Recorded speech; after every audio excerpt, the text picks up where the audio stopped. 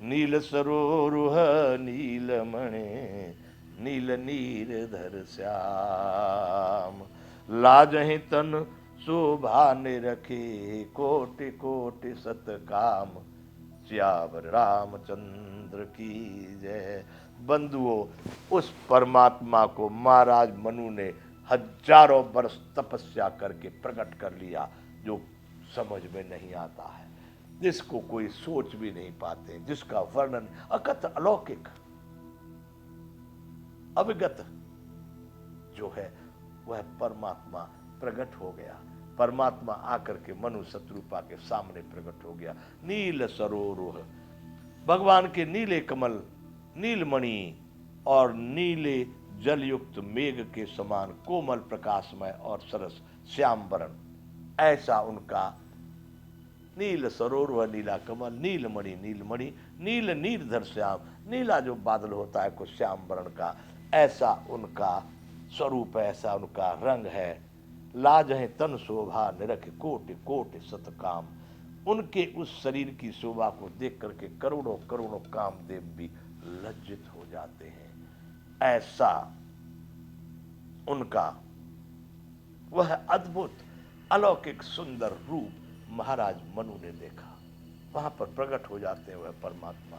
बंधुओं, हमारा कितना भाव है, कितना प्रेम है, कितना लगाव है, हम कितना उस स्वरूप तक पहुंच सकते हैं। लेकिन महाराज मनु के सामने वह अद्भुत परम ब्रह्म परमात्मा प्रकट हो गए हैं। ये 146वां दोहा बालकांड का। शरद मयंक बदन छवि सीवा, चारु कपोल चुमुक दर ग्रीवा।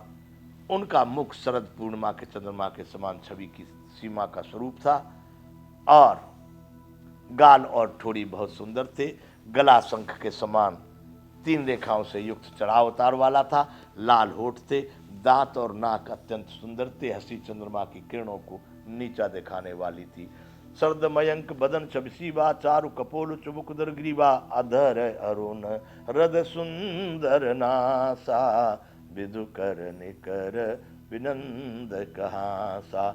ऐसा उन्होंने बता दिया। उनकी ठोड़ी इस तरह की थी, लाल होठ थे, दांत और नाक अत्यंत सुंदर थे, हंसी चंद्रमा की किरणों को नीचा दिखाने वाली थी। नव अंबुज अम्बक छबनी की, चितवन ललित भावती जी की। नेत्रों की छवि नए खिले हुए कमल के समान बड़े सुंदर रक्त वर्ण के, लाल वर्ण के उनके नेत्र थे। और मनोहर चितवन जी को बहुत जिस दृष्टि से वो देखते हैं, उनकी चितवन मन को मोह लेने वाली थी, ऐसी उनकी दृष्टि थी। चितवन जी को बहुत प्यारी लगती थी। भ्रकुटि मनोज चाप छविहारी, तिलक ललाट पटल दुतिकारी। और उनकी भ्रकुटियाँ जो थी वो मनोज यानी कामदेव की छवि को भी, कामदेव का जो धनुष होता है ना, काम चाप, चाप यानी धनुष, उनकी भ्रकुटी कामदेव के धनुष की भी शोभा को पीछे करने वाली थी। और तिलक ललाट पटल दुतिकारी, उनके ललाट पर जो प्रकाशमय तिलक था, बड़ा सुंदर तिलक उनके मस्तिष्क पर प्रकाशित हो रहा था। कुंडल मकर मुकुट सिर भ्राजा, कुटिल केश जन मधुप समाजा। और कानों में जो मकराकृत कुंडल, मछली के आकार के कुंडल थे बंधु, कुंडल मकराकृत, मकर मुकुट सिर भ्राजा। और उनके सिर पर बहुत उच्च कोटि का सुंदर मुकुट विराजमान था। कुटिल केस जन मधुप समाजा। टेढ़े घुंघराले काले बाल ऐसे सघन थे मानो भौरों के झुंड जहां तहां पर बैठे हों। इतने सुंदर सुंदर घुंघराले बाल बंधुओं, गालों तक इधर से लटक रहे, पीछे को जा रहे हैं, इतने सुंदर उनके घुंघराले बाल थे। टेढ़े मेढ़े घुंघराले बाल ऐसे सघन थे मानो भौरों के झुंड, झुंड के झुंड भौरे ऐसे ऐसे बैठे हों। और श्री वत्स रुचिर बनमाला, पदिक हार भूषण मन जाला। और हृदय पर श्रीवत्स सुंदर बनमाला, रत्न जटित हार और मणियों के आभूषण शोभित थे। सीने पर तो डाले हुए थे श्रीवत्स सुंदर बनमाला, रत्न जटित मणियों के आभूषण, अनेकों प्रकार से पूरा उनका वक्षस्थल भरा हुआ है उन मणियों से, रत्नों से। ऐसा सुंदर स्वरूप, नील सरोरुह नीलमणि, नील नीरधरु श्याम, लाजहि तनु शोभा निरखे, कोटि कोटि सतकाम। बंधुओं, उस स्वरूप का चिंतन करो, उसको अपने हृदय में धारण करो। केहर कंधर चारु जनेऊ, बाहु विभूषण सुंदर तेऊ।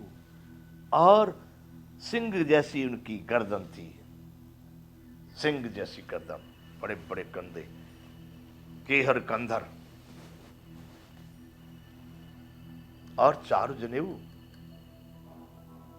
शेर के कंधे सबसे ज्यादा मजबूत है, वो थापड़ मारता है, जहां पर सबसे बड़ी शक्ति आप देखेंगे शेर के कंधे होते हैं, ऐसे उनके कंधे थे। केहर कंधर चारु जनेऊ, और बड़ा सुंदर जनेऊ डाले हुए हैं गले में। बाहु विभूषण सुंदर तेऊ, और उनकी भुजाओं के जो विभूषण यानी गहने थे, बाजूबंद पहने हुए हैं, कंकण, इतना, वो तो लक्ष्मी पति हैं बंधुओं। सुंदर सुंदर गहनों से उनकी भुजाएं सजी हुई हैं, बहुत बड़ी सुंदर। बाहु विभूषण सुंदर तेऊ, वो बड़े आकर्षण वाले आभूषण उनकी भुजाओं में लगे हुए हैं। कर कर सरिस सुभग भुज दंडा, कर कर सरिस, कर कर कर किसको कहते हैं? हाथी को। कर किसको कहते हैं? सूंड को। कर कर सरिस सुभग भुज दंडा, हाथी की सूंड के समान उनकी विचित्र तगड़ी तगड़ी भुजाएं हैं, सुंदर भुजाएं। कैसी? करे कर सरिस सुभग भुजदंडा, उनके भुजदंड जो हैं, भुजाएं हाथी की सूंड के समान हैं। कट्टी निसंग कर सर को दंडा, कट्टी निसंग कर सर को दंडा, और उनके कमर में निसंग यानी तरकस बांधे हुए हैं, उसमें बहुत सारे बाण हैं। कमर में कट निसंग कर सर को दंडा, कमर में तरकस बंधा हुआ है जिसमें बहुत सारे बाण भरे हुए हैं, और हाथ में धनुष बाण लिए हुए हैं। कौन प्रकट हुए हैं बंधुओं? यहाँ पर बहुत सारे अभी कथा करने वाले, उनको ही पता नहीं है कौन प्रकट हुआ है। वो कहते विष्णु प्रकट हुए, वहाँ विष्णु प्रकट हुए। विष्णु नहीं बंधुओं, वो राम प्रकट हुए। शंभु बिरंच विष्णु भगवाना, जासु अंशते उपजय नाना, इसलिए राम राम है, राम विष्णु राम नहीं है। इस बात को निश्चय रूप से समझिए बंधुओं। कट निसंग कर सर को दंडा, उनके कमर में तरकस बंधा हुआ है और हाथ में धनुष बाण लगे हुए हैं। बंधुओं, ऐसा रूप लेकर के वहां पर भगवान राम प्रकट हुए हैं। तड़ित विनंदक पीठ पत उदर रेक बरतीन, नाभ मनोहर लेत जन जमुन भमर छवि छीन।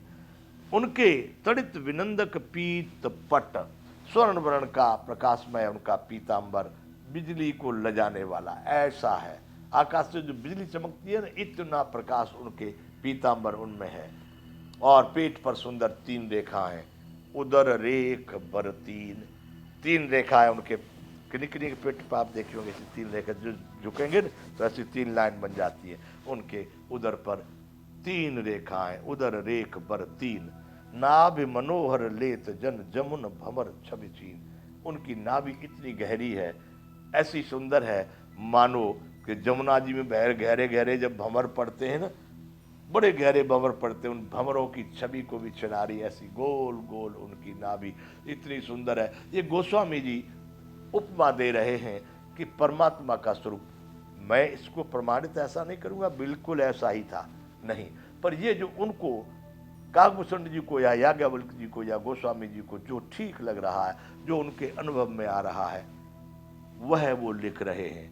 मनु शत्रुपा जी ने कैसे लिखा, क्या कहा, मैं उसको पूरा प्रमाणित नहीं करता हूं, लेकिन परमात्मा का स्वरूप इससे भी और अच्छा हो सकता है जो यहाँ पर कल्पना की जा रही है, जो यहाँ पर लिखा हुआ सुनाया जा रहा है, क्योंकि उसकी उस स्वरूप का वर्णन नहीं किया जा सकता। वो अवर्णनीय है, अकथनीय है, वो अगोचर है, उसको हम पूरा पूरा सही नहीं कह सकते। नेत नेत जिसको कहा गया है। तो बंधुओं, इस प्रकार का जमुना जी की भंवर को भी छीनने वाला, उसकी शोभा को छीनने वाला, ऐसी उनकी सुंदर नाभि है। इस प्रकार से भगवान वहां पर राम जी प्रकट हुए हैं मनु सप्तरूपा की तपस्या के पश्चात। बंधुओं, आज यहाँ पर विराम का समय हो रहा है, फिर यहाँ से कथा आगे चलेगी। यहाँ पर विराम करते हैं। जय श्री राम, श्री रामचंद्र भगवान की जय। जय विश्व बंधु।